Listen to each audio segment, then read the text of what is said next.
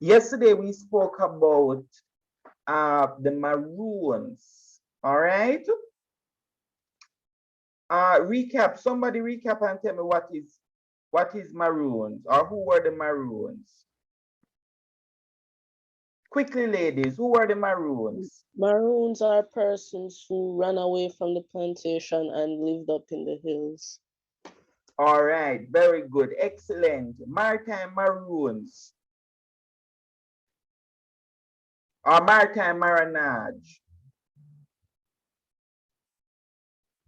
Maritime Marinage. When we hear the term Maritime Marinage, what comes to mind?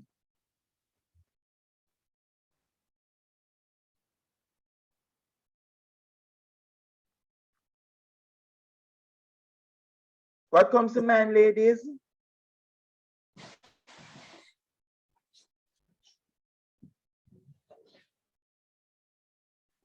So runaway slaves. Yes, runaway slaves. Very good, Harley. The slaves who escaped and went to the sea. Very correct. Yes, by the sea. Very good. So we look at maritime. When we talk about Grand Marinade, what we're talking about?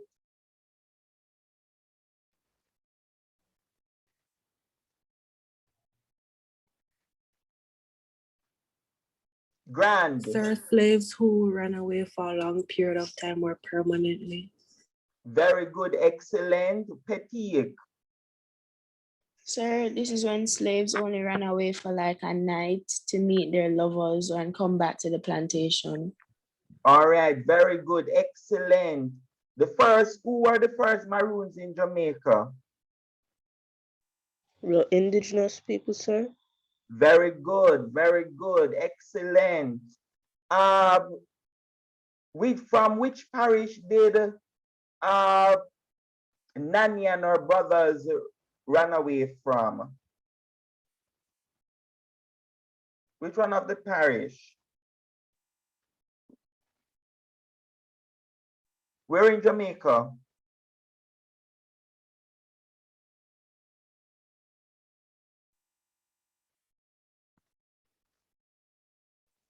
We're in Jamaica, ladies. St. Catherine, Portland, Clarendon, St. Elizabeth. Sir, St. Catherine. No. Sir, is it St. Elizabeth? Sir, was it Clarendon?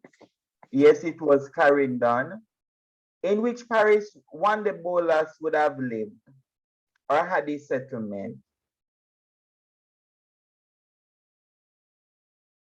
One the Bolas in St. Catherine. Very well. Why enslaved people fled to the mountains? Why enslaved from the British? Yes, to run away from the British. What were some of the reasons? Yes, so that is one of the reasons why. Other reasons why they fled away. Sir, their desire to be free. Desire to be free. What else? So it would be hard for the British to get them up in the terrain because it was inaccessible to them. Very good, excellent, because of what the terrain facilitated them to run away. What else? Slavery was good? No, sir. So they ran away because of the harsh conditions of slavery. Very good, excellent. What was the relationship like between the Maroons and the plantation? So I think they would like go at night when it's dark and collect or steal food or go for ammunition. Very good, excellent, very good. So ladies, there are two types of Maroons in Jamaica, two groups of Maroons, what we call them? Leeward and yes, Windward. Very good. Leeward and Windward Maroons. Very good. So today what we're going to do is that we're going to look at the First Maroon War. And the First Maroon War in Jamaica started in 1728 and ended in 1739. That's when the First Maroon War started in Jamaica. Baker, you have something to say?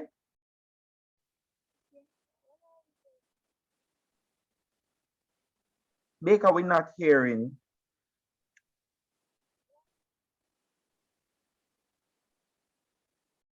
All right. So this was so we'll go today. We're going to look at the First Maroon War, and we'll look at it. We see a nice maroon lady, woman right here, our very own Nanny on our $500 note. Nanny of the Maroon, yes. And so the First Maroon War, let us look at how it started. So one, we know for sure that the Maroons attacked the British slave plantations. And we would have noted before that how did the Maroons attack the plantations? Repeat for me what you said earlier, Janelle. They would steal some crops and they would go for ammunition as well. And what else they would do to the whites? Sir, they'd ambush them. Very good. And what else they would do to the cane fields? They would Burn them.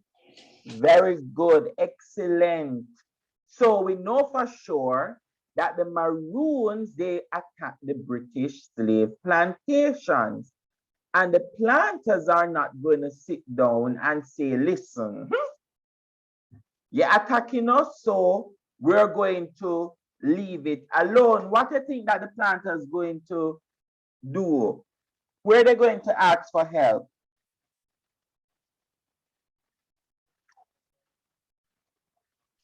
Sir, from government officials in their country. They're going to ask for government officials in their country to help them. Yes, very good. And so they're going to ask for help, not only from government officials in their country, but they are also going to ask for help from Britain. They are going to ask Britain to help them by sending soldiers to attack the Maroons. So we know that they're attacking them. And the first thing, if somebody is attacking you, you need to get rid of them. Well, that's not what it is encouraged today, but that is how the British would have perceived.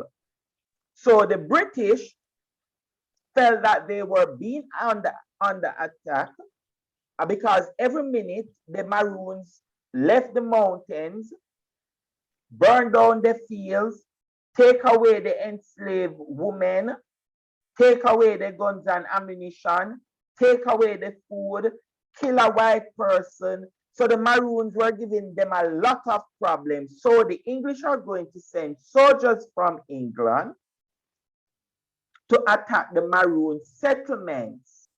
And so the first Maroon settlement that they're going to attack, or in fact they did attack that Maroon settlement, is Nanny Town, which is located here in the Blue Mountains. So Nanny Town, right here.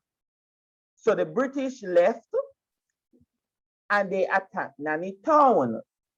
So that is going to be the beginning of the First Maroon War. And that is one of the reasons why in Jamaica, we have a popular saying that Nanny was a fighter and she took the bullet in her buttocks, right? And so, ladies, if we look right here, in 1734, Captain Coddart attacked Nanny Town, and he's going to burn down the entire town. First time they are capturing, well, they didn't capture anybody really, but it's the first time that the British soldiers actually found a Maroon settlement. And so they went in.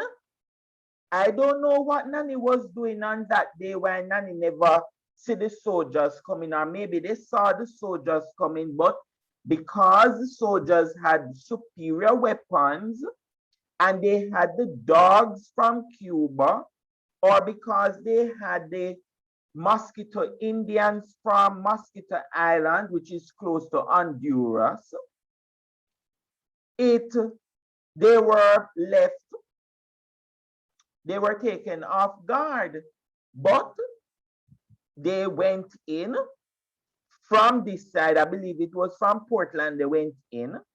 Portland is this side, yes. From Port Antonio. They left from Port Antonio and they went in to Nanny Town. And they destroyed Nanny Town. And when they went to Nanny Town and destroyed Nanny Town, that is how the other Maroons, some of the Maroons, not all of them, some of them, especially Nanny brothers at Compound, escaped and went to the cockpit country where they established new Maroon settlement and Maroon Town and Scott Hall. So that is when everybody used to settle at Nanny Town first. After the British attacked them, then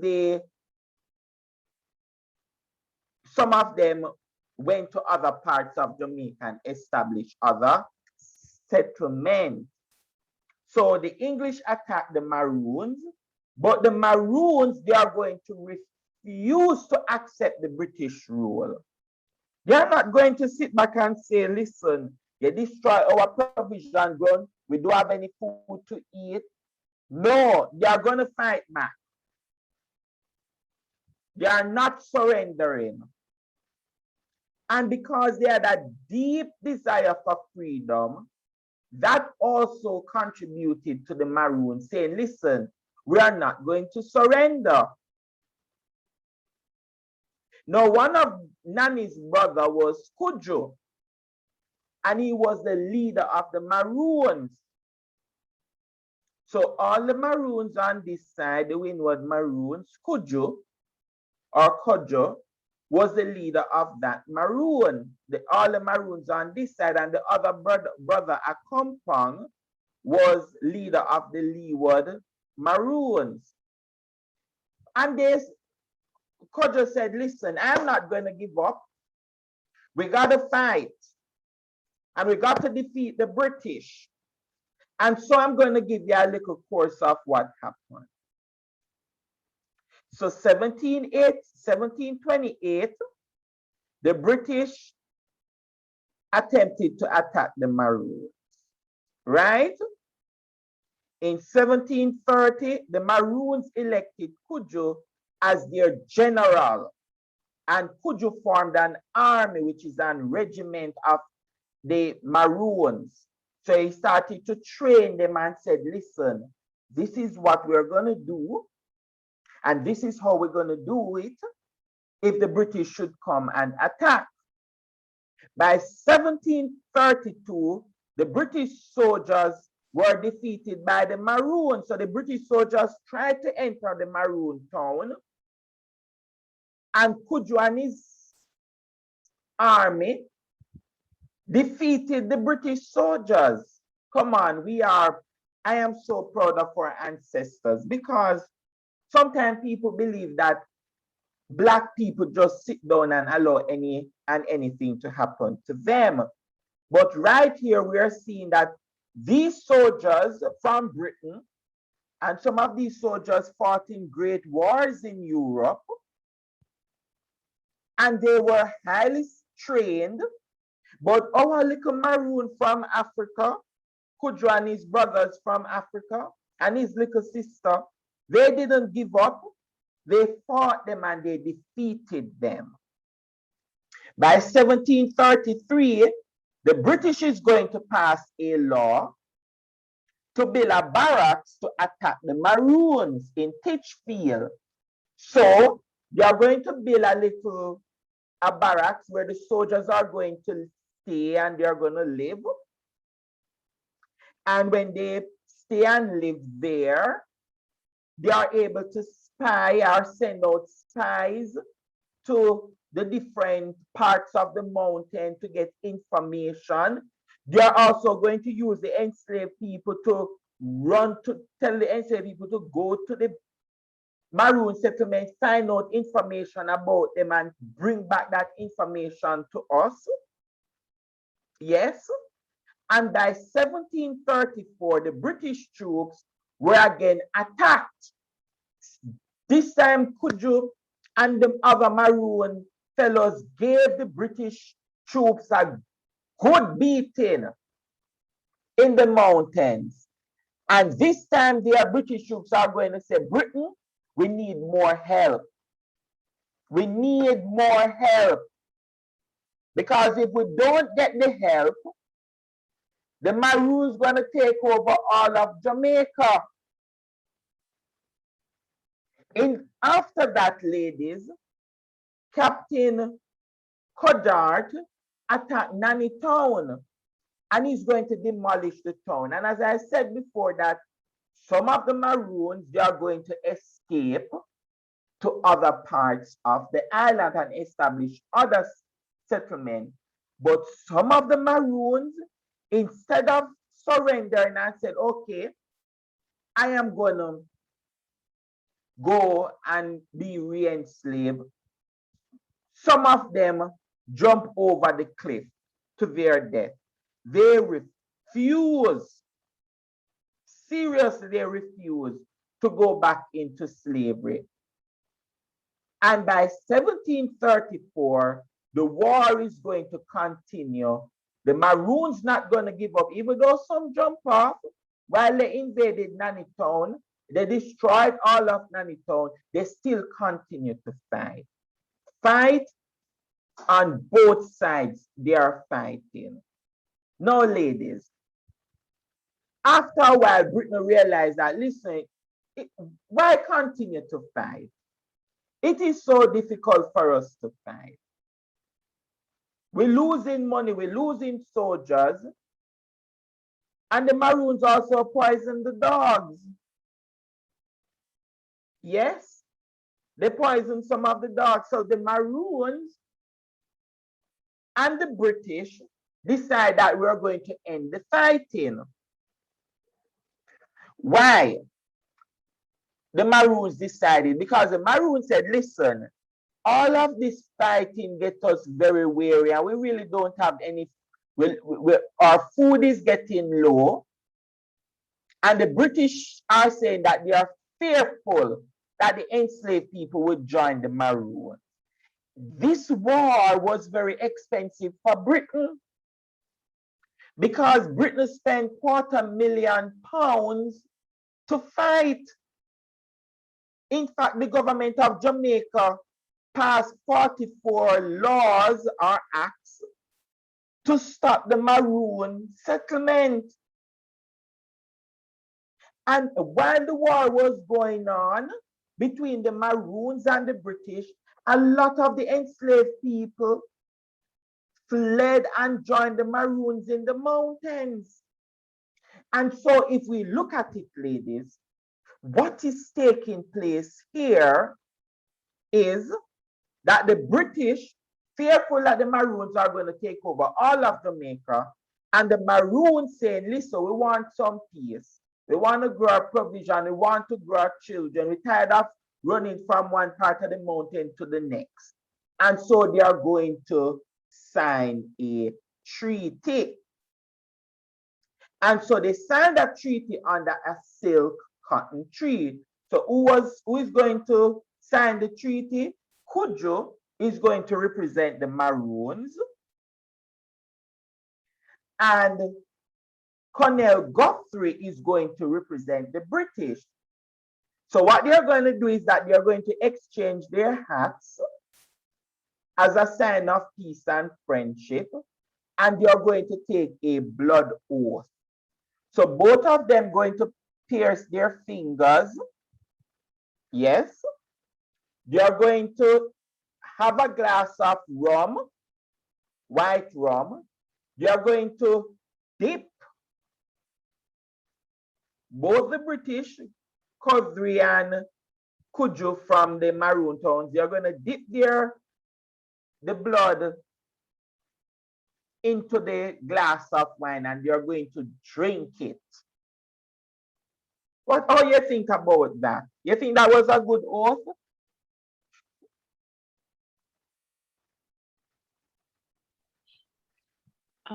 Sir, I guess they did it to signify that, okay, this is permanent, but personally, sir, that's nasty. Yes, yes. And then also, Kwaku is going to sign another treaty. So they signed the treaty on that silk cotton tree, and they did the exchange the hat, and they did a blood oath. Now, what the treaty is going to say?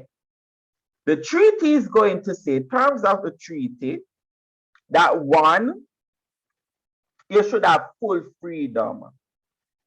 Full freedom. So all the enslaved, well, all the Maroons, you're going to be free. And in addition to that, all of the mountains here, the lands here in the most of the Blue Mountain and the Coctit country, over 600 acres of land, that land is going to go to the Maroons. So the British is giving the Maroons that land. Now the Maroons now are going to be able to elect their own government. So they are not under the leadership of the British. They are going to stop fight. And in fact, the Maroons can hunt wild pigs except for 3 miles to the plantation. But part of the treaty said you should not receive any enslaved people. And if the enslaved people decide that they are going to rebel, the Maroons should help the British in putting down the rebellion. What do you think about that term of the treaty?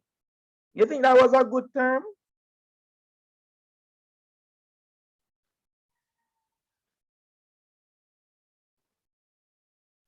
Ladies, do you think that was a good term? If any enslaved people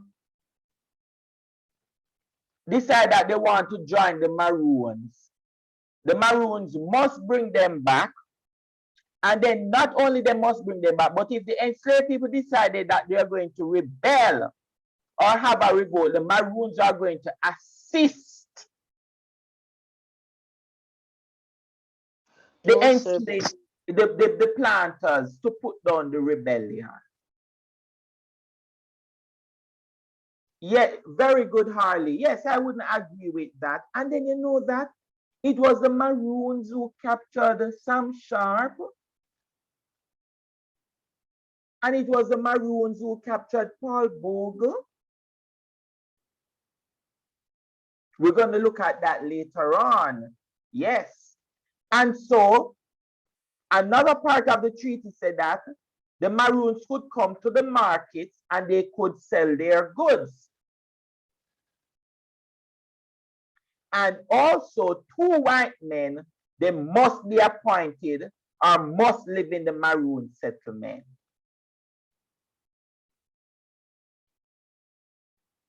So if we look at it, ladies, the terms of the treaty, these were some of the terms of the treaty. Go online, look at the terms of the Maroons Treaty, read up some of the treaty, say whether you agree with some of it or not. Do you believe that the Maroons basically sell out the other enslaved people by returning them to the plantation or assisting the government to put down the rebellion? You think that they were a sellout? Anybody think that the Maroons were a sellout? Or they had to do it to gain their freedom? I don't know. How you feel about that? Sir, it's kind of both. They had to do it to gain their freedom, but in the process, they're denying other people like them their freedom. Yes. So it is something that we have to contemplate on. We have to contemplate on it. Taylor said it was necessary. So Taylor, both of us on the plantation at first. You run up into the mountain, you fight your war, and you win the battle. And part of winning the battle to get your freedom, you're gonna say sir should remain on the plantation.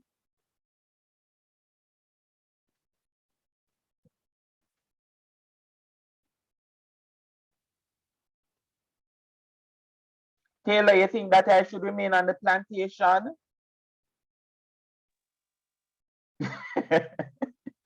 You guess it's all right. But some had to, and then also if I decide that I want to fight, then you're going to assist the whites to stop me from fighting.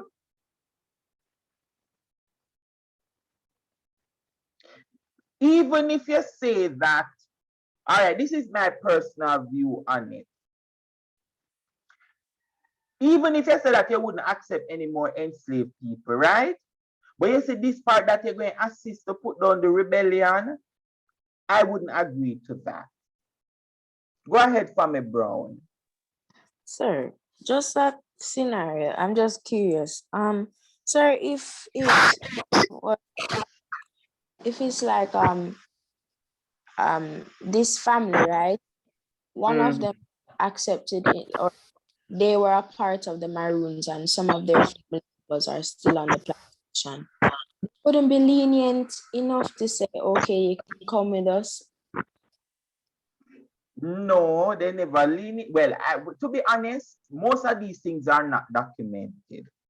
So we not even know. Maybe somebody could put a story to say that one of the Maroons, an enslaved person ran away, or an enslaved person died from a jump over a cliff, but they didn't die. They are up into the village. And the Maroon, and it could be that the Maroons accepted some enslaved people. Could be. But the mere fact that they had two white men in the mountains with them, the white men were there to ensure that no new person should join the community. But it is a very ticklish part of the history. Yes, Very, sir. very, very sad part of the history, but that is what happened. That is what they would have signed to. Go ahead, Family Brown.